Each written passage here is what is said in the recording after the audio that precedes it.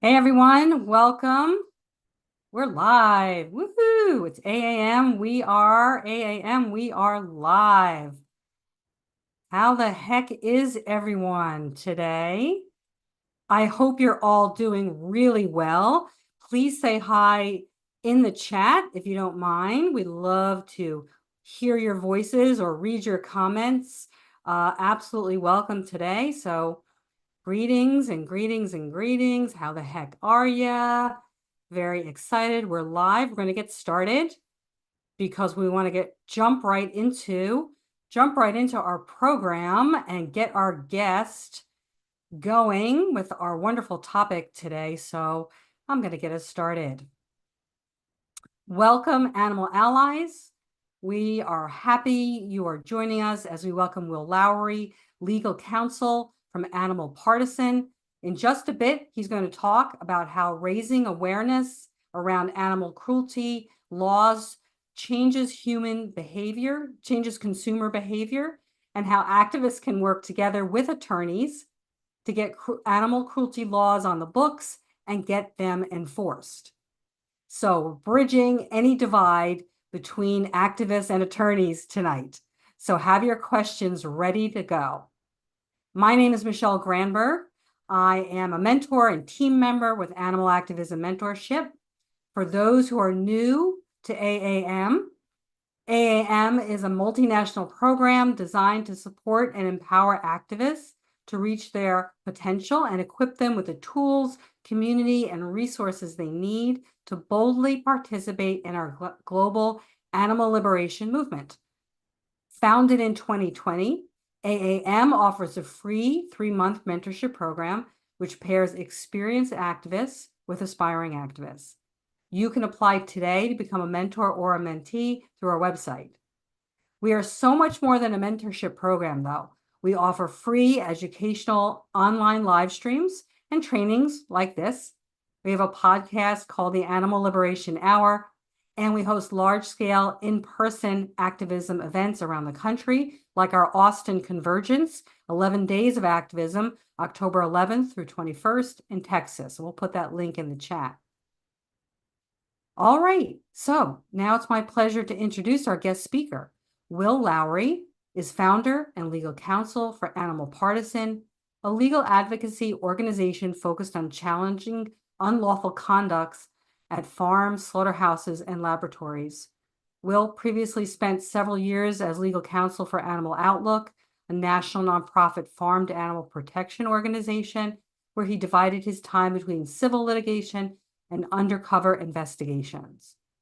Will has engaged in numerous lawsuits as well as criminal and administrative enforcement actions against the government, industrial agriculture, and research laboratories, including cases involving federal slaughter laws, public records, false advertising, public nuisance, animal cruelty, and others.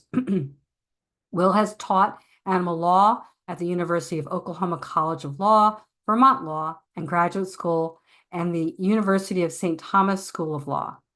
Before law school, Will worked as senior process engineer at a large financial corporation on a variety of animal issues. So Will has such an inspiring background and a depth and breadth of experience in animal advocacy. Please hold your questions until the end. And so welcome, Will. We look forward to hearing your presentation, and you can take it from here. Thanks, Michelle. I appreciate being here, and thank you for yourself and Trey for all of the work with AAM and to have forums like this where we get to talk to activists. And so I am looking forward to talking about Animal Partisan's work and answering some questions towards the tail end. So I'll go ahead and jump right in. So let's talk about Animal Partisan. I'm not going to read this whole slide, thankfully, because there's a lot of text, but I'll sort of paint a picture at a very high level for what the organization is all about. Historically, Animal Partisan is only about 2 years old. In August of 2022, I started Animal Partisan, so a relatively new organization. The mission, as Michelle said, it's about helping animals in slaughterhouses, farms, and laboratories. And the key focus here is challenging unlawful conduct. Animal Partisan is a legal organization, so our intent is to figure out where are the laws, where are the legal opportunities where we can challenge these industries? If you think of things like research laboratories, factory farms, there's a network of laws that they need to comply with, whether those are animal welfare laws or environmental laws, maybe zoning laws or permitting laws or things like that. There is no shortage of legal opportunities to challenge these industries, and there's lots of areas that haven't been addressed before. So that's what AP is all about. It's about finding those avenues to challenge these industries that are doing awful things to animals. You can see the premise of the organization. I always talk about AP as what I view as guerrilla warfare, but using the law. This is not a 100-person organization with dozens and dozens of attorneys. My intent is to be able to disrupt these industries with a very lightly funded organization. And we'll speak about how to do some of that a little bit later in the presentation. But a lot of that goes to what I said, and it talks to the creative and strategic actions. There are lots of legal actions that have been taken, but if you like the law or if you're an attorney, you just like to dabble in things like the legal system, there is no shortage of avenues and things that, like I said, people need to comply with. And if somebody needs to comply with it, that might present an opportunity to challenge what they're doing if they're not complying. As far as the key points, we focus mostly on animals and agriculture, probably about 80 to 90%. That is not at all to say that other areas of focus are not important. It's really just the sheer massive numbers are there. We also do a little bit of work in the research space. That's because historically I've had some campaigns and some work against my undergraduate research institution. I did not wish to let that go. I work extensively with law students and pro bono attorneys. That's why we're able to do a lot of work. There's many law students or attorneys practicing in other fields that want to contribute to the animal rights movement. And there's plenty of opportunity to find resources for people to, whether it's doing research or drafting something or helping brainstorm a legal avenue. And then a couple things we'll focus on today. The second to last bullet, Michelle mentioned state cruelty and neglect laws. I will do a bit of a deep dive into that, which is a key focus area for Animal Partisan. And then we'll also talk about forcing government transparency. So that's the high level. I'm going to shift now into state cruelty laws. And so if you're familiar, we have a system of government, and I'm speaking specifically about the United States now, where we have a federal government that represents the whole country, and then we have state governments, and those governments are specific to individual states. Every state in this country has its own cruelty and neglect law. And so those are laws that are already on the books that are intended to protect animals. The issue is those laws are very infrequently applied to animals in agriculture or animals in research. When you think about a cruelty law or a neglect law, you generally think about somebody was kicking a dog, or they left a dog in a hot car, or whatever. They set a cat on fire, whatever the case might be. Getting those convictions using those laws against factory farms and laboratories is a completely different story, and that's what I'm going to talk about now. So the question might be, why try to use these laws? So what is the value of using these laws for, let's say, a factory farm? For one, the laws already exist. We as attorneys and policymakers, we can spend a lot of time trying to craft new laws, and that might mean lobbying a legislator, getting public support, and getting a law passed. But laws are no good if they're not enforced. And it also takes a lot of resources and energy to pass laws. And that's not to say we shouldn't be working to pass laws, but what I am saying is that we shouldn't give up on laws that already exist. And when I say give up, there is, in my opinion, there's been a prevailing sentiment amongst many that animal cruelty laws are not effective for factory farmed animals. And I would challenge that. And so for me, these laws already exist. We don't need to spend a ton of our very scarce resources to try to pass them or get them established. The second bullet, in addition to the laws already existing, we already have enforcement agents. And so what does that mean? It means that I don't necessarily need to go and file a lawsuit and spend 3 years litigating a lawsuit. If you can get a law that already exists and is embedded in the system, and that there are district attorneys who are tasked to prosecute, there's law enforcement tasked to investigate. It's looking at this from a resource conservation lens. The animal rights movement obviously does not have the resources that the industrial agriculture movement has or the research industries have. And so we have to look for opportunities to save resources and find efficiencies. And then a few other things to add. These laws, they do cover more than cats and dogs. You will hear often people say that these laws don't apply to a cow or a chicken or a turkey. That's not true. You have to look at the specific language of the law, and none of them specifically say a cow is not, or is completely immune from this law. There are different exclusions that we'll talk about in a little bit, but at a high level, they do generally apply to animals used and exploited in factory farms. We will talk about the second bullet. We'll talk about this in a little more detail, but there are these things called agricultural or farming exemptions, and they exempt certain conduct from prosecution for animal cruelty. So put a pin in that. I'll come back to that in a moment. Some people say, well, why are we using criminal laws to go after low-level factory workers? And I think that's a valid concern, but one thing that often gets overlooked is that in most states, you can use these laws to go after the actual corporation, right? You can go after the owners. I've got a case in Wisconsin going after the general manager of a slaughterhouse. I just filed one today in Pennsylvania going after the corporation itself. And so it doesn't have to be low-level workers. You can actually go after the systemic entity itself with these laws. And then one other interesting part of these laws is that we'll talk about this in a little bit. You can sometimes use them to get around a prosecutor that may not want to prosecute. And what do I mean by that? Well, in my experience, if you go to a prosecutor, I'll give you an example. I was in very, very rural North Carolina in a prosecutor's office trying to get them to prosecute cruelty committed against chicks at a hatchery. This hatchery had 250,000 chicks every day. They were being mangled and trapped in machines. This was during my time at Animal Outlook. And you can imagine going into a rural prosecutor's office when the largest industry in town is this hatchery and saying, this is cruelty. They're not going to want to do it for a myriad of reasons, whether that's political reasons, economic reasons. They don't trust animal rights people. They don't trust your evidence.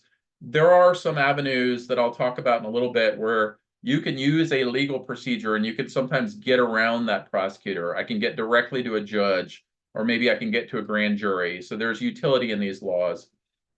And then a few other points on this particular slide. The question here might be, well, that's great. You can do all these things and maybe the laws apply, but what's the value? So you're going to go after a company and you're going to get a fine of several $1,000s. And what does that really do in the grand scheme of things? And I think we often overlook other values that can come from these. You can use that awareness to drive consumer behavioral change. And I've got a slide on that next we'll talk about. So just the awareness that XYZ slaughterhouse in my community is a subject of an animal cruelty charge. It's now in the newspaper. A certain amount of people are going to see that, and a certain amount of those people are going to change their behavior. You can use these as a vehicle to educate the system. You can inform judges, you can inform prosecutors, law enforcement. That North Carolina case I mentioned, I went to a magistrate, a very low-level judicial official, and he didn't give me what I wanted, but I remember walking away, he looked at me and told me that he had actually learned something. He didn't know this stuff. He didn't know that chicks could be subject to animal cruelty. He didn't know that this stuff even applied. And you have to start planting data points and you have to start planting seeds for later on.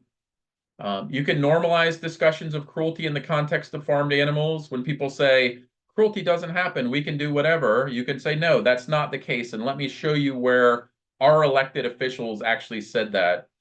You can drive process changes from the company, make them change their practices. Sometimes you can obtain fines or penalties, or you can get fines imposed.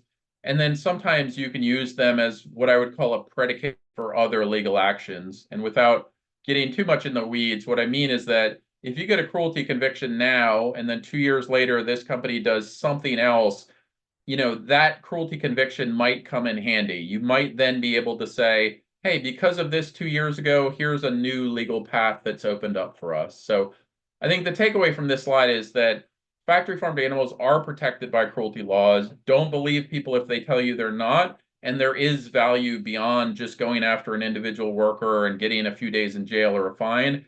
There's much, much more value at sort of a macro level. So this one will be pretty brief. I mentioned people changing behavior.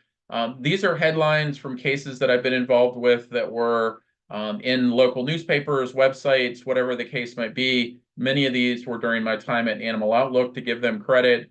But you can see these headlines appeared in a paper, and these companies were called out to say, hey, everybody reading this paper, did you know this company you drive by every day?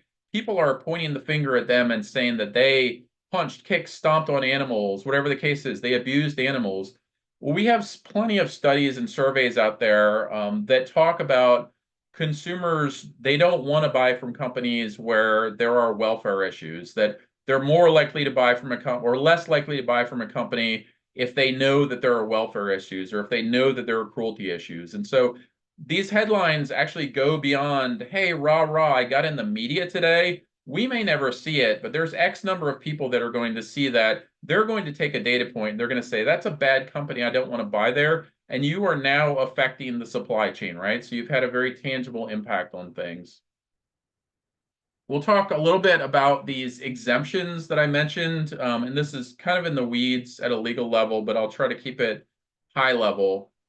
I mentioned that all 50 states have cruelty statutes, which is true, but about 2/3 of the states have what's called an exemption. And when I say an exemption, what I mean is that it exempts certain conduct from prosecution for cruelty. So here's a real example.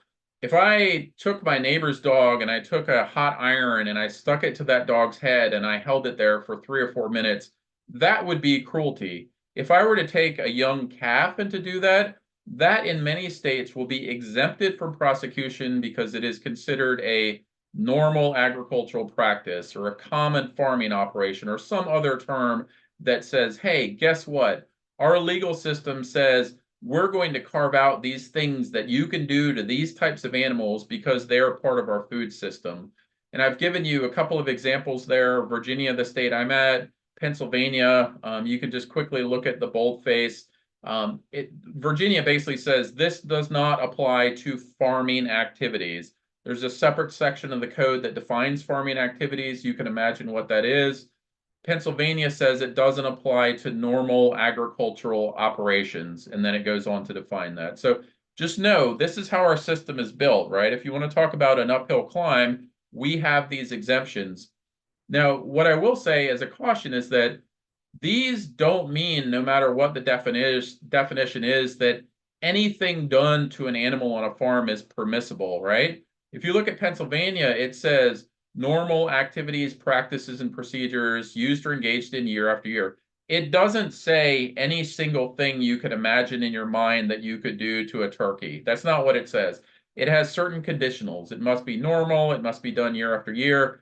And so a lot of people give up and they say, gosh, anything can be done to a farmed animal. That's not true. Again, you have to use the words of the law to help you out. A few more slides on cruelty, and then I'll move on to transparency. One of the common issues that we get as attorneys, as animal law attorneys, trying to get prosecution for issues happening at farms or slaughterhouses is prosecutors or law enforcement saying, I can't deal with that. I'm not going to prosecute. That's a USDA issue. The USDA is the United States Department of Agriculture. That is our federal agency responsible for all things agriculture.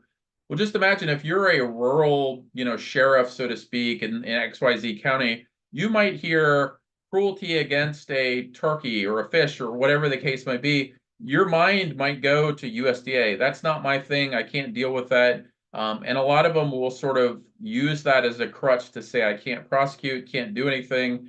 That's not necessarily the case. You could see some language here, which is probably more detailed than we need, but this is federal law, and federal law doesn't say that any single thing that happens in a slaughterhouse, for example, is only mandated or governed by the federal government. It says only those things that are in addition to or different than. So basically what it's saying is that the state can't go off and set its own, welfare standards at a slaughterhouse that are completely different than the federal government, But that doesn't mean that if there are violations of things that happen at a federal slaughterhouse, you can't still use the state law rather. So again, a little complicated, but take away that just because federal law exists and covers agriculture doesn't mean that the USDA is the only agency that can do anything. We have asked for, and we being Animal Partisan has petitioned the USDA. We filed a formal petition asking them to clarify this, to let the country's prosecutors and law enforcement know that, hey, you actually can do something. You don't need to defer to us all the way. What I will say is a good sign is that our petition has been supported by the Association of Prosecuting Attorneys, one of the largest prosecutors associations in the country, the National Animal Care and Control Association. So there are people out there in enforcement agencies that want to do the right thing and they want to help animals on farms and slaughterhouses. So that's cruelty. My summary for cruelty would be, we've got these laws, we should use them. They apply to farmed animals. They're a little harder to make work, but don't give up on them because there's a lot of value. And that's what Animal Partisan spends a lot of time trying to use these laws for, not just farmed animals, but animals in laboratories as well. Another kind of the second and last area that I'll talk about is around demanding government transparency. And we'll talk about what that means. So you've probably heard of the Freedom of Information Act or public records laws. Animal Partisan spends a lot of time dealing with these laws as well. And so you might ask, why? Why do we care about those? And the short answer is that the government, whether the federal government or state governments, are heavily, heavily involved in the exploitation of animals. And I don't think that's a shock to anybody on this call. And so we have these tools, these public records laws, that allow us to get information and to get a glimpse inside the government. And so why not look at the government where it is exploiting animals and see what's going on there for a variety of reasons. And so different places you can look, agricultural departments, public universities, doesn't work for private universities, but I don't know where people are, but there are, for example, agricultural universities all over the country. Colorado State, North Carolina State, Texas A&M. There are universities doing animal research all over the country. These universities are all exploiting animals, or most of them are, and so we can get information about that. We can get information from law enforcement as a government agency. We can get information from scientific institutions, whether that's the National Institutes of Health or someone else. Maybe you work on wildlife issues and you want to go to the Department of Game and Inland Fisheries.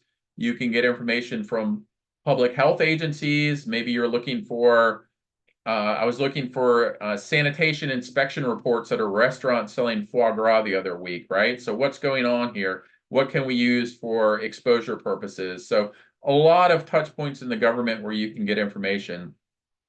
And so the question here might be, well, that's great. We've got information. What's the point of that?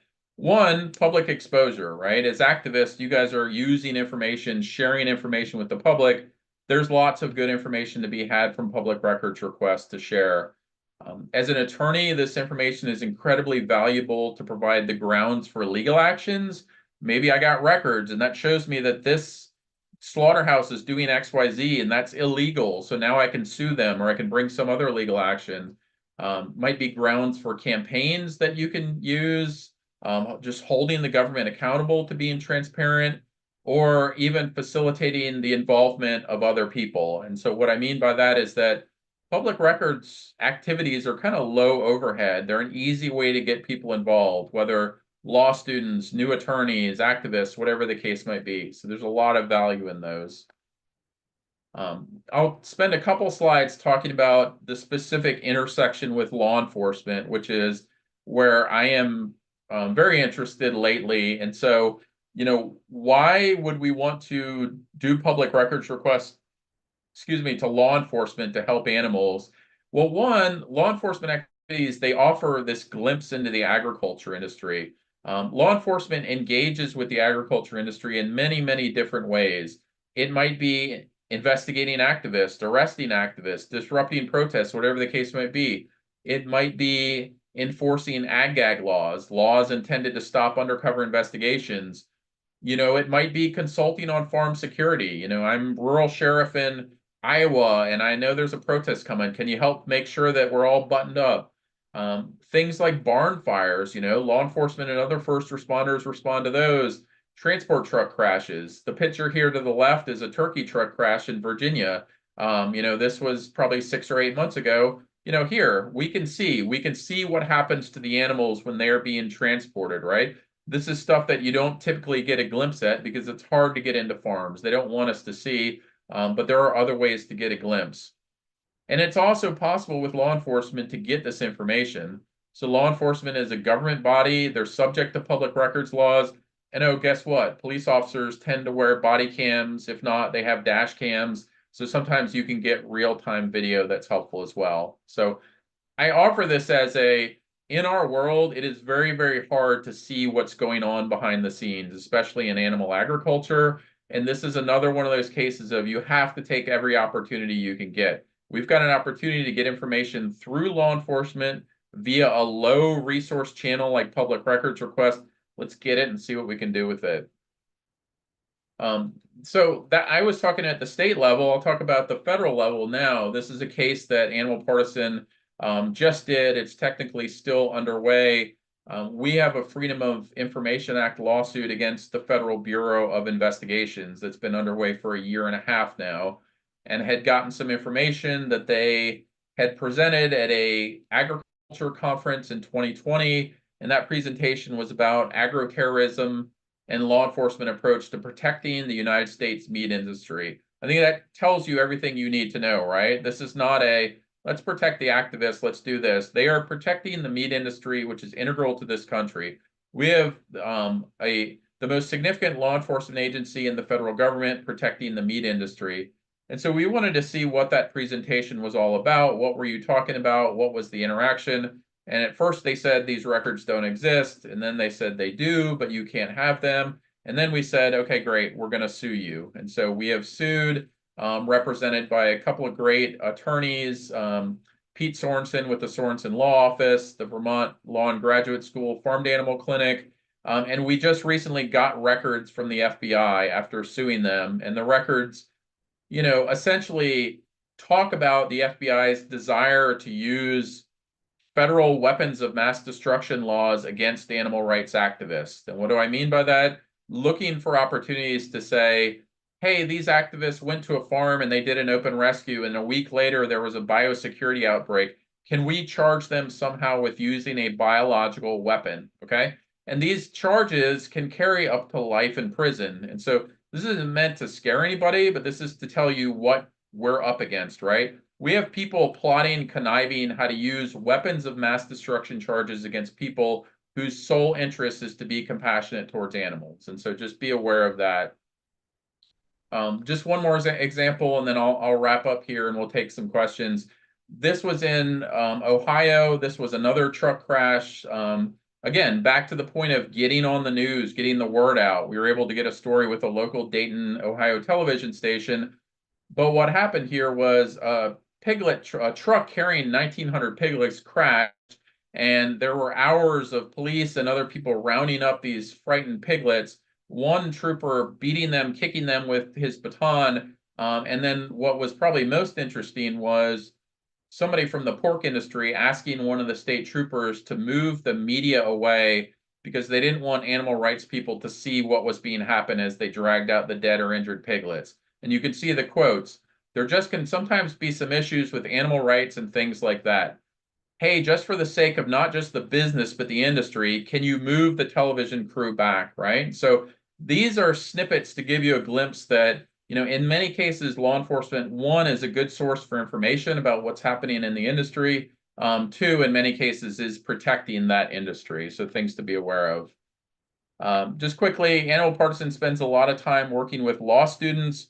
Our intent is to build capacity. And from my view, the more people out there suing factory farms, laboratories, whatever, the better. In the last 12 months, we worked with or trained 55 individual law students or attorneys. We've got partnerships with lots of law schools. And then I think the last slide will speak specifically to activists and how attorneys and activists can partner. One, I've spoken a lot about public records request. I personally don't feel like we do them enough. And it does not take an attorney to do a public records request. You can go to some of these websites here and you can find templates, you can find instructions. It is not something that you need to go to law school for or be terribly skilled at. You basically need to make a request and follow some very basic rules and state what you're looking for, what's the date range, and just be able to interact and answer questions as needed. And so, I think that's one area where the legal system provides a tool to people, not just attorneys, but activists and others. If you have a campaign, if you are protesting a restaurant, think about the touch points that that restaurant may have with the government, right? Are there health inspections? Is there a zoning permit? What are all the things that you could go digging around to try to find that might help your campaign? And think about public records requests. Maybe you don't get anything back, but you've probably spent not too much effort to get that. Or maybe you do get something back and that information is helpful for your campaign. You get it to the news, you share it with the public, you post it on the website, whatever the case might be. I think there are lots of opportunities there. Legislation is obviously another legal area. It does not take attorneys to go to elected representatives, and that could be federal representatives, state representatives. I think we often overlook our local representatives. I am from Richmond, Virginia, and spent a lot of time working on stuff with the Richmond City Council. And there are very tangible, accessible conversations that can be had with local officials that people sometimes overlook. And so, I think getting to know these people, figuring out what their interests and issues are, where, they might intersect with you, where there may be an opportunity for you, whether it's go to a council meeting and speak or email somebody and ask for a meeting and ask about, hey, here's this issue. Can we do something about it? I don't think there's much harm in that. Rulemaking petitions, a little bit complicated, but this is basically a vehicle when you're dealing with agencies. So when I'm talking about an agency like the Fish and Wildlife, the FBI, the Department of Defense, like government agencies like that often have legal channels where a private citizen can petition them to pass a law or change a law. It's a little bit complicated. If you're interested in that, feel free to reach out. But that's another thing where citizens can get involved. And then one thing that attorneys are always looking for are plaintiffs for litigation. So I could have the greatest legal idea in the world, but I can't bring that because I wasn't injured. Like I can't just walk into a court and say, Your Honor, I am the attorney and the plaintiff. I want to sue these people. Like you have to have a plaintiff, which is typically someone who has been injured by misconduct. Maybe you bought a product and you thought this was humane or vegan and it was mislabeled. Well, you theoretically have been injured by that. You might be a plaintiff, right? Maybe a livestock truck like smashed into your rear end. You might be a plaintiff and you might be able to sue. And so attorneys can't do a whole lot without plaintiffs. And so being a plaintiff is certainly an opportunity as well. And then just a few other touch points here. Sharing pictures and videos. I am always looking for videos and pictures of what might be cruelty. Okay. If you have, I'm always scouring Instagram for where are the vigils where they filmed something recently in a certain state where I know there's a law and I can do something about it. If you have videos from vigils or protests of animals and it looks like cruelty, somebody might be able to do something about it. You're welcome to email me and I'm happy to talk about it. But that provides the factual evidence for a case, or it could. And so that's information that activists can have. You may have been subject to First Amendment issues, right? You may have had your speech violated. You may have been told you can't protest here, or police officer ripped down your sign and threw it away. Those could be First Amendment issues where your rights under the First Amendment for free speech have been violated. That could be grounds for a lawsuit. That's another thing. And then obviously just sharing information on product advertising or facilities is helpful. Many times attorneys are looking for, gosh, here's this food product. I wish I knew what farm these animals came from, right? And so activists sometimes will have that information. So again, that's all very high level. Happy to talk about any of that in more detail. Here are some links. I don't know if Michelle and Trey can post these, but these are links that I find helpful. Obviously, AAM is on here. I'd be remiss not to include that as the very first link. Know your rights guides. I've included a couple of those. The legal rights when you're protesting, it's very detailed and specific. There's lots of great resources out there. The University of Denver has an animal activist legal defense project that does amazing work. I've included that as well as some other resources. So that's it. I think at the takeaway, I think the short version of what I would say is that lawyers can't do work alone. Activists are doing work that is just as, if not far more important than attorneys. I think there's lots of areas that intersect. I think there's lots of opportunities for the two sides to complement. But even in just the legal world, I just kind of wanted to highlight the cruelty laws, that they do have utility. Don't believe people that tell you they don't. And oh, by the way, remember, we've got these public records laws that can be a powerful tool. So Michelle, that's all I have. That's all? That's a lot. That's a lot. We do have a couple of questions in the chat, but I will go to those in a moment or two. That was really great. Well, thank you so much.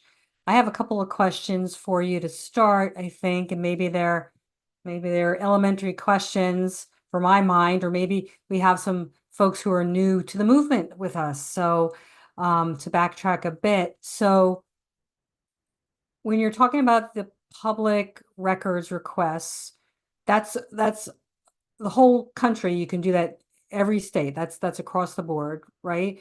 And Yeah, sorry, go ahead. what records are public? I know, so like any legal action that's ever been taken against a person or a company or an organization, there's a record of it, and the public by rights has access to that? Or is it also about Yeah. talking about public records, like the laws themselves are in writing, or is it both? hmm Is it legal actions and the Yeah, laws you get a hold of? it's a great question. So to the first part of that, yeah, think of public records laws as two levels. There is the federal government, as I mentioned, which is the federal government. There is a law called the Freedom of Information Act that applies to mostly applies to any part of the federal government. So when I talk the federal government, I'm thinking the FBI, like I talked about, or the Department of Justice, or the Environmental Protection Agency. Those are all part of the federal government. You can use the federal Freedom of Information law to request records from those agencies. And I'll come back and talk about what records you can ask for. But also at the state level, every state has their own law. It's kind of like a corollary of the Freedom of Information Act at the federal level. So states have their own laws. I'm here in Virginia. Virginia has our own version of the Freedom of Information Act that says, hey, if you've got a government body in Virginia, whether that is a public university like the University of Virginia, or whether it is a government agency like the Virginia Department of Agriculture and Consumer Services, you can then use that state law to go after public records from that state agency. So that's the first part of the question. The second part of the question is, what records can you get from this? And it's not an easy answer, but basically, let's start with the premise that any record that is in the possession of the government is fair game. You can try to go after it. And so what might those records be? They might be meeting minutes from the animal care committee at this university that's doing laboratory research on animals. They might be records of government funding to farms to increase their capacity to produce dairy, or whatever the case might be. They might be enforcement records from the game wardens in a certain state who were citing trapper. Whatever record you can think that the government might have available, you can ask for it. That doesn't mean you're going to get it, okay? So there are many, many exemptions from these laws that says, hey, you can ask for this, but this certain type of record, we're not going to give you, or we might give it to you, but we're going to redact, which means black out certain information. A lot of times you'll run into personal information. They're not going to give you people's social security numbers and names. If it's like ongoing research and they want to complain or, argue that, hey, this hasn't been copyrighted, we're going to lose our competitive advantage if we give it to you. But the short answer to your question is laws in every state, laws of the federal government. You can ask for anything that the government might have in its possession. Just know that there are some exemptions. No, okay. Yeah, I wouldn't have even thought those are such good questions. I wouldn't have even thought like how to start, like what questions to even ask, but that's really, really helpful. And then, but who then would who do we call? Do we show up at the Hall of Records? I mean, is it different Yeah. per state? Yep. This is where Google is your friend. Okay. So the first thing that I would do, if I were somebody that was engaged in a campaign, the first thing that I would do is, like I said, I would think about what parts of the government must be involved in this. That should be your threshold question. Okay. Because you can't do a public records request to a private entity. Let's just say I'm protesting XYZ private restaurant in Richmond, Virginia. I can't send them a records request and say, give me everything you got. They're going to say, that's ridiculous. I'm not the government. And so one thing to remember is that these public records laws, they exist to allow citizens to know what their government is up to so that they can participate more in the democracy. Okay. So think about your first question is, who is the government entity involved in that? So think about that. Let's just go back to our Department of Health example. I'm protesting a restaurant. I know they probably have, sanitation checks and inspections. Do some Googling around and figure that out, right? Like Richmond, Virginia restaurant inspections. And you're quickly going to figure out who the government agency is that's in charge of that. And then Google's your friend again. Just Google public records request for XYZ agency. And in 8 out of 10 times, you're going to be taken to a web page that says, the public may request records. Here's how you do it. Here's this email address. Include this, this, this, and this. That's how I do it. There's no like fancy legal system. Google, right? Public records request this agency, and every agency is going to have different instructions. Some have a portal, some have an email address. If you run into issues, you can email me, and I can give you my 2 cents. Thank you for being so accessible. We really appreciate that. And I want everybody to take advantage of that and write down Will and his, as a resource. We do have some questions coming in the chat, so I want to go over the questions, but maybe I'll just ask you one more, which would be, you were talking about how important it is documentation and footage, and that you often look for that yourself. Any tips for when an activist, when going out somewhere, wants to take good documentation, good footage, anything that's not usable? Do you have to be on public property? What about open rescues and undercover? Is one kind of footage better than other types? Yeah, it's there's a lot to that answer, and I won't try to get into too many details. I would say you absolutely should be aware of certain laws that are different depending on state, but I can raise a couple flags that should probably raise a flag in your head if you're in this situation. So if you have trespassed onto a property and are taking footage, that might be concerning. If you are flying a drone over an agricultural facility, that might be concerning. And I'm not saying this is the way in every state, but these are some things that might be concerning. If you are filming into someone's private dwelling, like their bedroom, into their house window or something like that, that might be concerning. If you are wearing a hidden microphone and the person you're talking to doesn't know that you're recording that, that might be concerning. And again, there are different states, and I certainly can't give you like all 50 states analysis. Like those are some things to keep in mind, not everything. But your question, Michelle, of like other things that are helpful, having all the context is helpful. So, if there were a video of an animal suffering, it would sure be helpful to have video of that and to see what's happening, but also to know where that's happening. Who sees it? Is the manager right here walking by? Is the truck driver aware that this animal is suffering? What's the license plate on this truck? How long has this truck been here? Those types of things. Did the animal die 10 hours ago, or did you witness the animal die? Any kind of surrounding context to paint the larger picture is helpful. Some of that stuff about did the manager, did a supervisor see it? That kind of stuff is helpful to try to get corporate charges, to get the higher company and the entity to say, look, you knew about this. This wasn't just your low level worker. You knew this was happening. And then identifying stuff, whether it's a license plate, a truck, a name of a person, that kind of stuff. So just surrounding context is very helpful. But there are certainly a lot of risks when you video record, particularly when you're doing it on private property or when people don't know you're doing it. I would say less risky when you're in the public and everybody knows you're video recording. That's probably a good rule of thumb. And probably holding on to the unaltered video, right? And making like before you edit it or, use any kind of software on it, right? Because they can tell in a court of law whether it's been doctored or not. And would that make the case weaker or not really? Yeah, I mean, I certainly you don't want to be portraying videos as something they're not, right? So if it's been pasted together, you don't want to do that, one, because it's not ethical in a court of law, and two, I think it gives the movement sort of a blemish. We don't need that, right? Like the stuff is horrible enough as it happens. And so, as an attorney, you're often attesting to the credibility of evidence that you might present, or if you were a witness, you might attest to certain things. It can cause lots of problems. So yeah, having that original video is certainly helpful.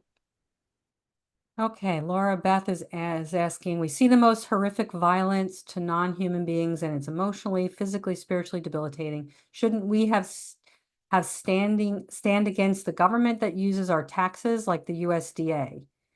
Do you think we should go after the USDA? Yeah, well, it's an How interesting would we do? question if I understand it. So so yes, you see horrible stuff. We certainly do. And then shouldn't we have standing as taxpayers? I think there's two parts of that. So as a taxpayer, yes, most of us pay taxes, and so we are invested to some extent financially with the government. So why can't we sue them? Well, unfortunately, in many cases, that's a doctrine called taxpayer standing, which doesn't really exist. It exists in some places. There's cases brought in California against the zoo and certain other states, but it's one of those things where I think because pretty much everybody pays taxes, if you said taxpayers had standing in all cases, you'd be opening the floodgates to the courtroom. So as a doctrine, as an ability to get in the courtroom, I'm not saying it doesn't exist, because it absolutely does in certain instances, and you need to show certain things, but it's not really a tool that we can use all the time. Your other part of that question was, we see horrible things. Should that give us standing? Should that give us the right to sue? That's a really interesting question. And in certain cases, that has been enough for a plaintiff to show injury. There's a famous case of, somebody going to a zoo repeatedly and seeing the primates there, and their condition is worsening and worsening and worsening. And now I can claim what's called an aesthetic injury. My pleasure has been ruined because I go there and I see these primates suffering. So that is a legal doctrine. It works in some instances. It's somewhat hard, but it's both of the things you raised are very valid, and they can work in very specific situations, but generally across the board, pretty hard. Okay, Juan, our friend Juan says, fantastic presentation. Thank you for sharing your knowledge. Is there a big difference between blue and red states when it comes to animal cruelty laws and upholding them?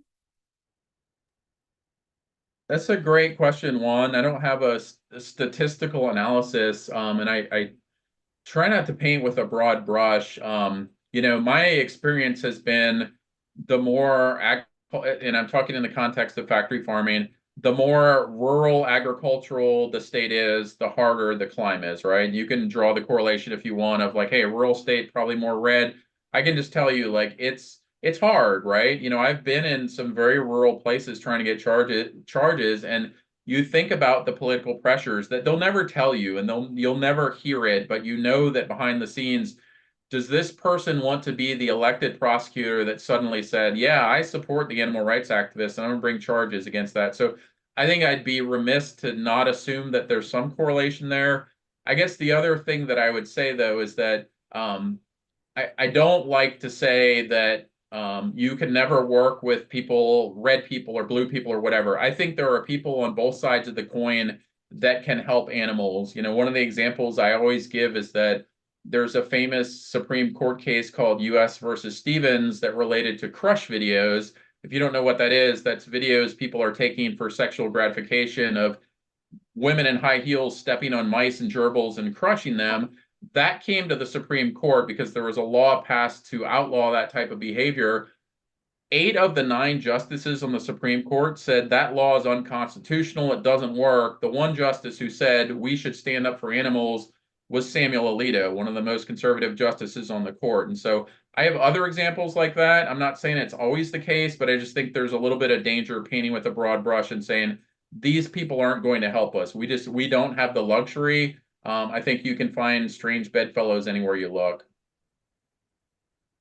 That was a very diplomatic answer and true. Very good. Um, can you talk a little more about using public records for anti-foie gras campaigns and how that could be helpful? I know you mentioned that briefly earlier. There's all kinds of campaigns against foie gras going on currently. I don't know if you're aware of that. You may be, even right here on this live stream. I know myself, I'm involved in anti-foie gras here in Philly area, and I know that there's mentors in Texas. So anything helpful around those specific records?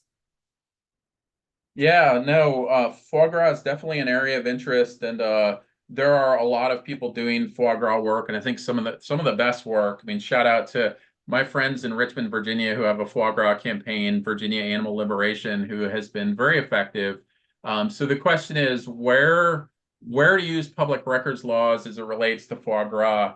And so I go back to the starting point, which is where is the government involved in foie gras? So I obviously can't go to the restaurant, say, give me your records. I can't go to the trucking company that delivers it.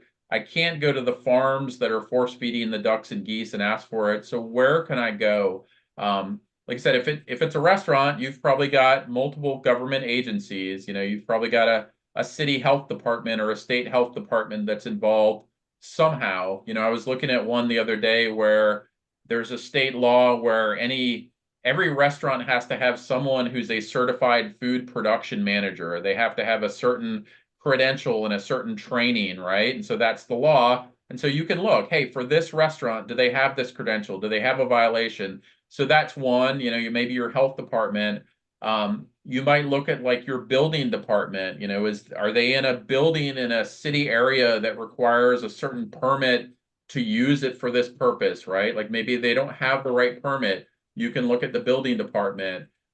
You could look at, if you're doing protests, you could look at the police department, right? How many times has this restaurant called the police and what have they told the police? And oh, by the way, what are the police having to say about us? Those are things like at the local level you could look at a higher level, if you knew what farm the foie gras was coming from, and there's not that many farms, I think LaBelle Farm in Hudson Valley in New York, and then there may be Aubon Canard in Minnesota are kind of the three main providers. You can look at, you could see if maybe there were any government subsidies to any of those farms. Go to the USDA. Is the USDA giving money to this farm? If so, what are they giving? And oh, by the way, did this farm fill out some kind of application for this money? And if they did, what did they say? Did they say how many birds they have? Did they attest to the fact that they're using humane practices? Those would be the places I would look for that kind of stuff off the top of my head. Mm. That was really helpful off the top of your head. Another question, what sort of legislation would be helpful and realistic to work on the local level in a city without animal agriculture? Yeah, that's a really good question. And so I think it's probably going to depend on the city, honestly. I don't think I can really give a one size fits all. I think the first thing I would do is I would probably do two things. I would look at the big issues in that city that are impacting animals. That's probably the obvious starting point, right? Like maybe I'm in XYZ city and they're about to shoot all the geese that are making their home around this lake. Well, clearly that's an issue. You could go after that issue.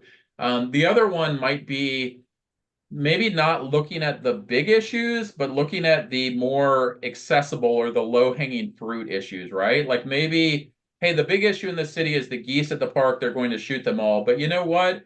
There's also this city council person, and he's got a rescued pit bull, right? Maybe there's something there, right? Maybe it's not as big of an impact, but like you can get a foot in the door with that person. You can build that relationship. You can leverage sort of their leanings towards this one issue and maybe there's a law that you can get passed in that regard. So I think it's going to depend on the city and what their issues were.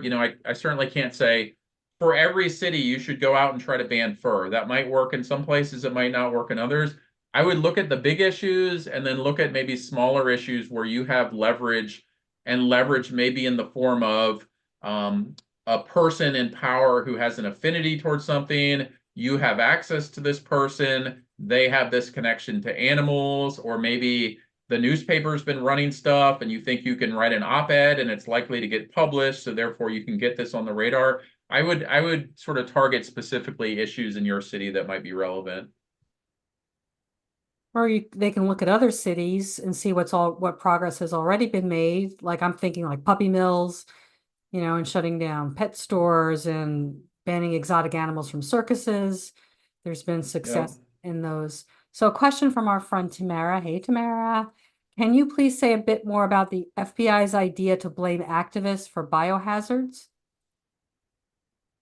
Sure. Thanks for the question, Tamara. And so, yeah, I mean, the records that we got were a little less detailed than I would have preferred, but what I can say is that there was a presentation given to a very large animal agriculture conference, and the premise of the presentation was about domestic terrorism, biosecurity, those types of things. And so the FBI presented a list of federal criminal statutes to this audience, under the premise. And again, I don't have the video recording, but I can look at slides and look at documents. But the context is the FBI presented to this audience of the animal agriculture industry a list of federal criminal statutes in the context of them conversing. Those statutes largely deal with biosecurity, weapons of mass destruction, those types of things, right? And so the takeaway from that and from other things I've heard is that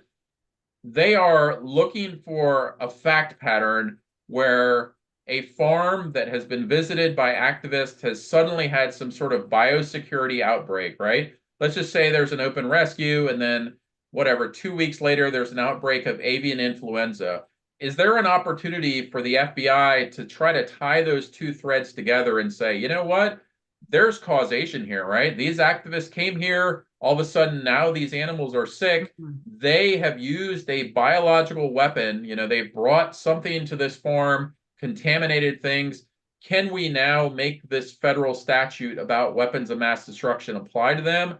And so the way I read it is the FBI fishing for a way to use these very, very severe federal criminal statutes against activists in the space of weapons of mass destruction, probably related to biosecurity. I don't think there's any allegation that the FBI thinks people are bringing like small nuclear warheads into facilities, but the most likely connotation is biosecurity. They're looking for a case they can make that says they got these birds sick, they did it intentionally, let's bring these heavy charges against them. That's about all I can say there.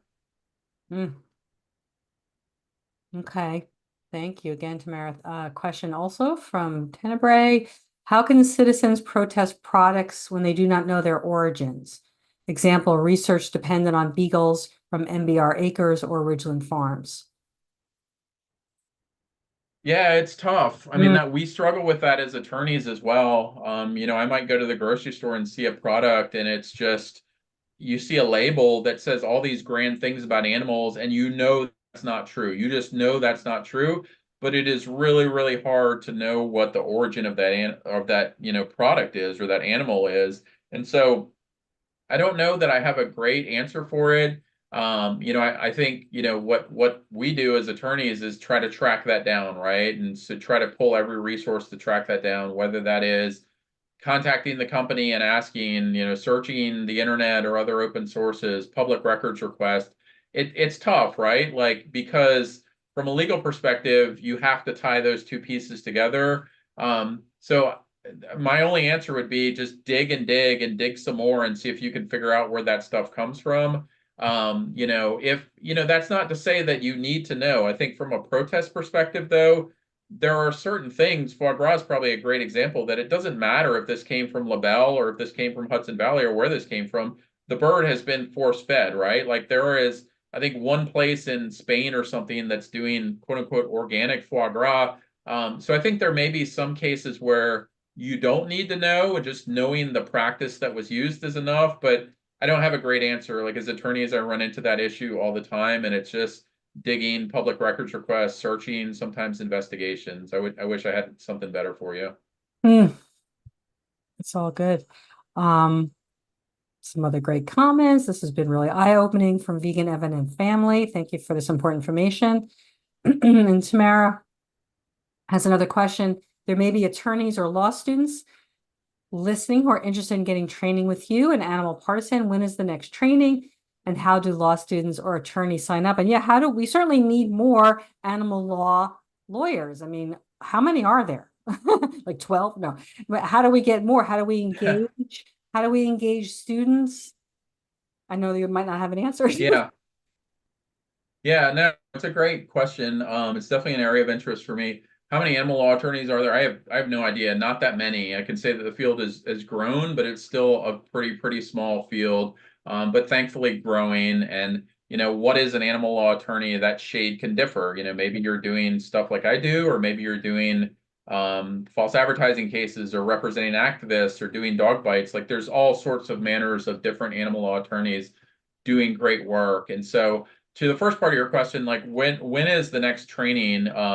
AP, as I said at the start, is a really small organization. So a lot of that depends on my capacity. I don't do training, so to speak. I have interns and I have volunteers that are typically with me for a semester or sometimes 2 semesters. And these are current law students.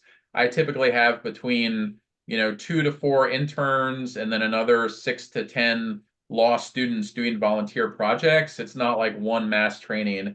If you're a law student and you're interested, you're welcome to email info@animalpartisan.org. I'm happy to chat with you.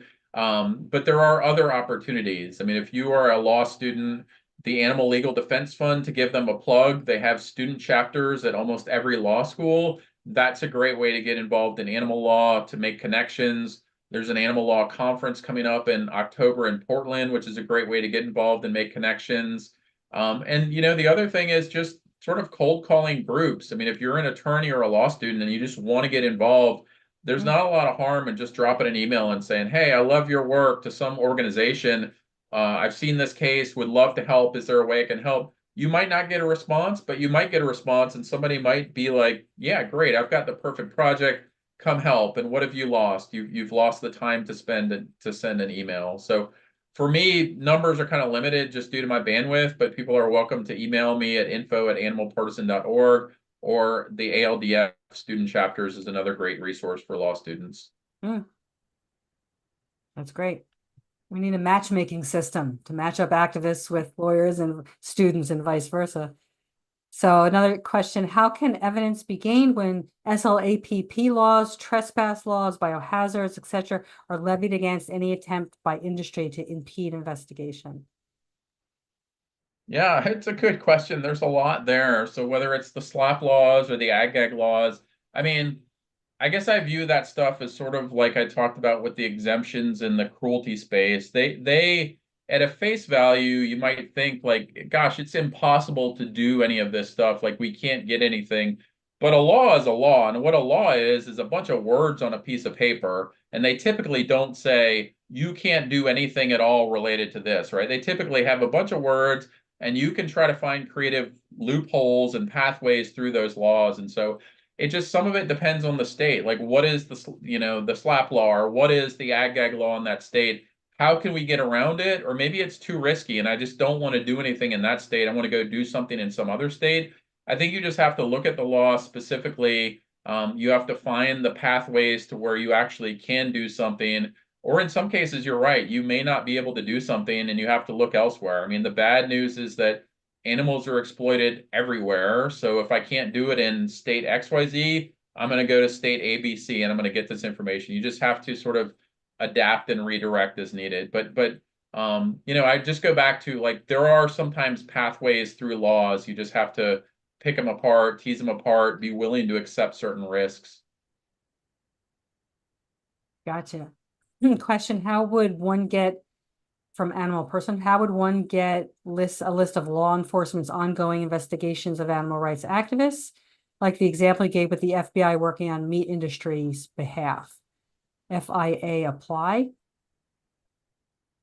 Yeah, I don't know that you're going to be able to get a list of law enforcement's ongoing investigations. And the reason I say that is law enforcement sounds great, but that means thousands of agencies across the country, right? Like when we say law enforcement, we're talking about your local rural Virginia sheriffs where I live, you're talking about the New York City Police Department, you're talking about the Boston people, like you're talking about every single agency. And so getting an aggregate list of that stuff, I don't think is possible. I think if you have an interest in a specific area, like if you're in a specific state or a county or a city, you can certainly request that, right? You could do a public records request and say, I want all records that contain these certain words, right? Like animal rights or activism or domestic terrorism from this date to this date, and start to look and see. You're probably going to get a lot of pushback saying we can't give you that. It's exempted. This is part of an ongoing investigation. But the short answer is I don't think you're going to get one aggregate list. I don't think anybody is compiling that. I think you have to look at the specific agency or agencies you're interested in and target them for that information.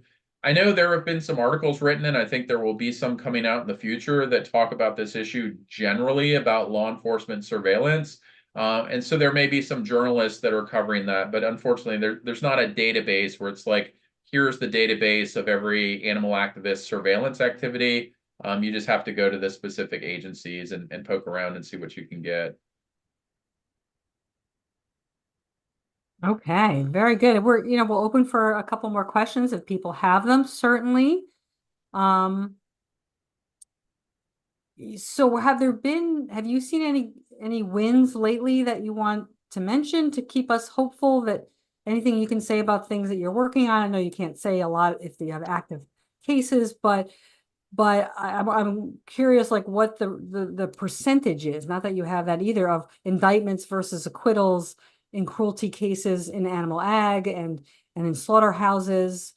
I know that people go to jail Yeah. fairly often for just abusing a dog or abusing a cat, which is great. Send them to jail, of course. But I'm wondering in the bigger industries if you're seeing any, is it 50%? Do they, get Yeah, it's cited? tough to put a percentage on it. I will Yeah. say, as far as big wins, from a larger perspective, not my case, but we just had a big Supreme Court win. Proposition 12 in California, which is the anti-confinement bill, was upheld as constitutional. That is a huge, huge win to impact millions and millions of animals. So from a legal perspective, like that's a huge victory.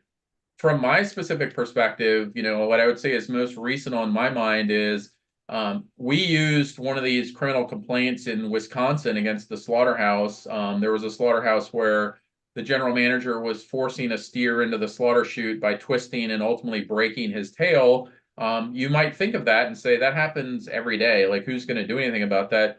We brought a criminal charge to the district attorney. The district attorney denied it. We used the legal procedure and finally got to a judge, and the judge found probable cause for animal cruelty and said to the district attorney, you will prosecute this. And so for me, that's just kind of a hopeful example of something that happens day in and day out in the industry. I think there was a study in the dairy industry out of Wisconsin not long ago that said about 46 to 48% of dairy cows on a given farm had broken tails. And so, we have this case where a judge said, just because that happens over and over again doesn't mean it doesn't violate our laws, and found probable cause.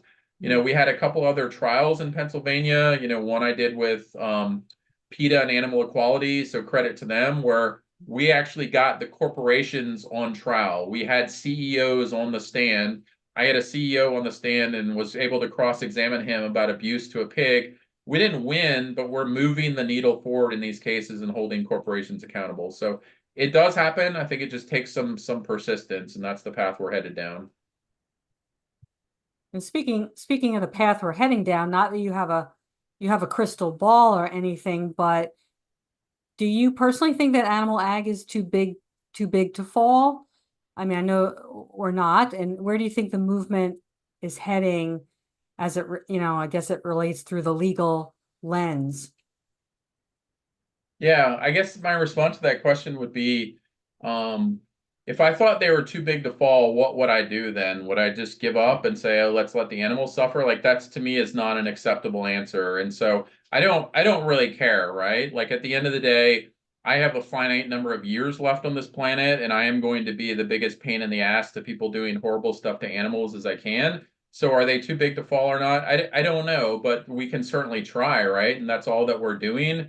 I think our efforts are making a difference. But I'm also a realist, right? And if you look at the amount of meat consumption, it's actually rising. The percentage of vegans has stayed the same. Meat consumption's rising, population's growing. It's a pretty horrible and bleak future. But for me, I just go back to, well, what can we do? We can either give up or we can poke away and we can try. And so, my hope is that over time, sort of this aggregation of efforts that we're all collectively taking will be enough. But yeah, you're right. I don't have a crystal ball. I can only control what I can do, and this is my path. Yeah, absolutely. So we're really encouraging people to feel empowered by this information and not overwhelmed, because I think myself or other activists may feel like I'm too ignorant to understand the laws, and therefore I just do nothing, or I'm too intimidated by the laws, and therefore I'll just do nothing. I don't even know where to start. But you're giving them some first steps, which might be to reach out to you or to check out some of these resources or to take some of these tips. Question Yeah. from Juan again is from Michelle Morrow. I don't know if that's someone you know. What's the easiest way to find local laws related to animal cruelty, especially for new activists who don't know where to look? Sort of what I was saying. Sure. I mean, if you know how to find your state laws, like this is back to where Google's your friend. Take your state and do state and then code or state and laws, and you're usually going to come up with a document, not a document, a website. Like the laws are available and accessible to all people. You don't need a special legal research system to get to the laws. So in Virginia, where I'm at, you can just Google Virginia code, and I will come to the legislative information site and it will have all the laws listed out. You can do that in every state. I've not encountered a state where I couldn't Google and find the laws. You can also just Google and do state animal cruelty laws.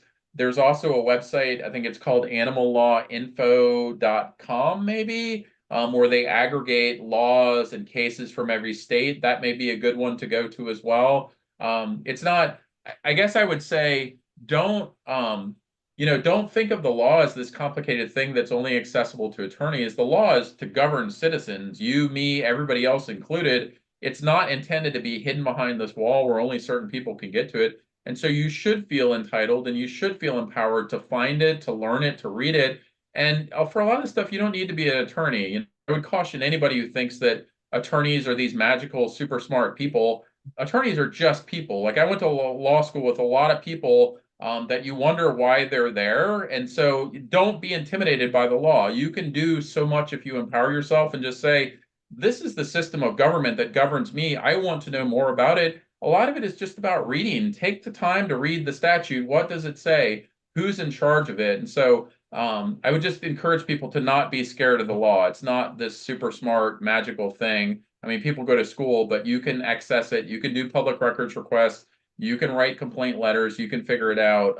Google is your friend in many regards. That's great. Maybe you'll find your new form of activism, which is doing this, right? There you go. Reading legalese and pouring through it. And maybe we have some legal geeks out there. We really want you to use that as your superpower, certainly. So another question, in New Hampshire, am I allowed to protest on sidewalks with signs and videos? I don't know, or in general. Yeah, I can't answer a state specific question. I mean, I'm not barred in New Hampshire, so I can't give you legal advice. I would say as a general rule of thumb, if it's a public sidewalk, you're probably okay, but you need to look at your state specific laws.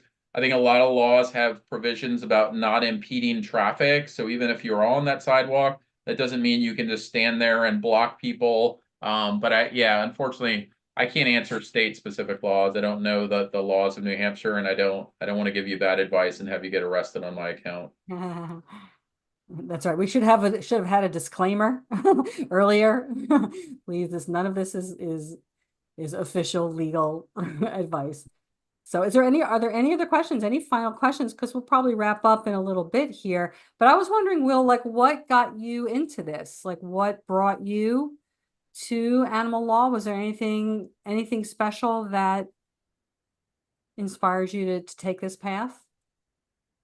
Yeah, I came to law school later in life. As you said in the intro, I had a whole separate career working in the corporate world. And while I was doing that, I was spending more time volunteering for animal causes than my day job. And I got a couple of pit bulls from the local shelter, and that led me into dog rescue. And then I just discovered breed discrimination and dog fighting, and then started doing animal rights protests, some foie gras and circus protests and other stuff like that. And then figured out public records requests and started doing stuff against laboratories. And I just realized that the law is a place where you can make a meaningful impact. And this corporate job that I had, and I walked in every day to very nice buildings, it wasn't where I wanted to see my life in 10, 20, 30 years. And so I left to pursue animal law. And I would say the impetus was really just seeing the opportunity, like seeing how many different things could be done, not just in the law, but once I found volunteering, it was like, oh my God, I can spend every waking minute doing animal causes. There's so many different shades and permutations of things that I can do. And I just got really invested, like the more my eyes were open to stuff. But for the law specifically, I did some disaster response and did a lot of animal fighting stuff and had done some cockfighting, some dog fighting stuff, and had seen the animals and had seen the intersection of cruelty laws and these animals subject to those blood sports. And I would say that was probably one of the biggest drivers, was just like, hey, here's a place I can make a difference, right? And so that was kind of the path for me. Yeah, there's nothing like seeing it firsthand, which reminds me, I know you had spoken about the ventilation shutdowns and other depopulation methods a couple of years ago during maybe around the bird flu time, and that you watched 10 hours of graphic video. I know Yeah. that could be a whole thing, but I just, really think about how must be so hard to divide the line between, being professional and yet, and of course that's still going to affect you watching that footage. It probably still affects you, but then again, it helps you fight harder, of course, as well. Yeah. Yeah. Yeah.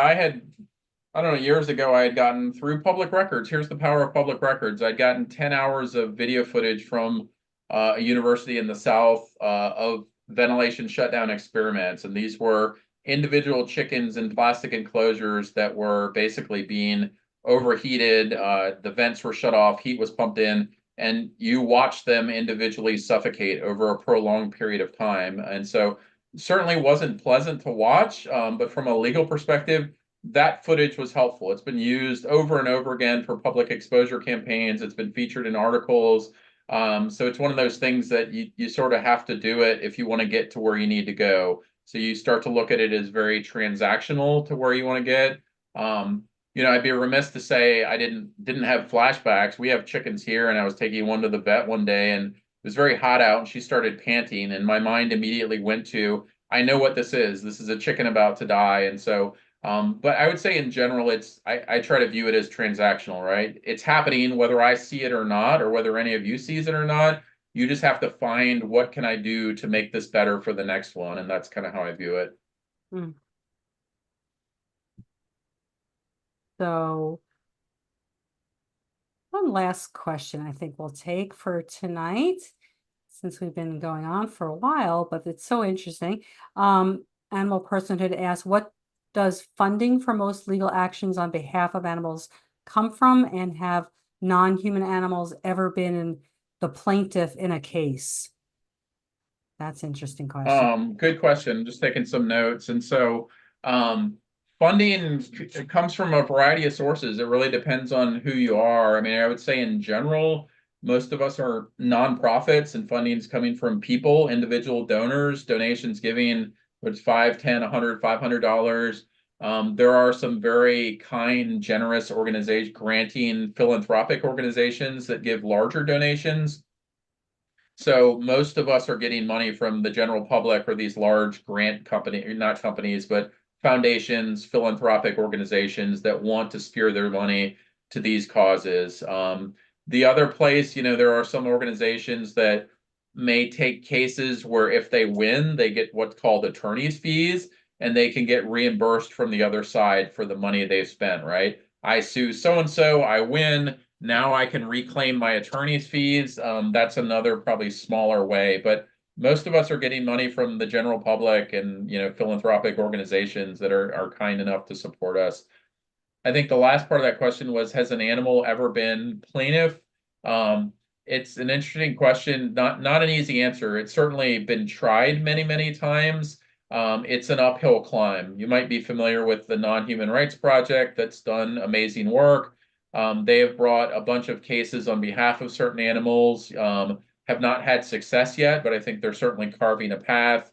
PETA has brought cases where animals have been plaintiffs. If you look up the monkey selfie copyright case on Google, you'll find a case about a monkey and a copyright claim that was a fascinating legal issue.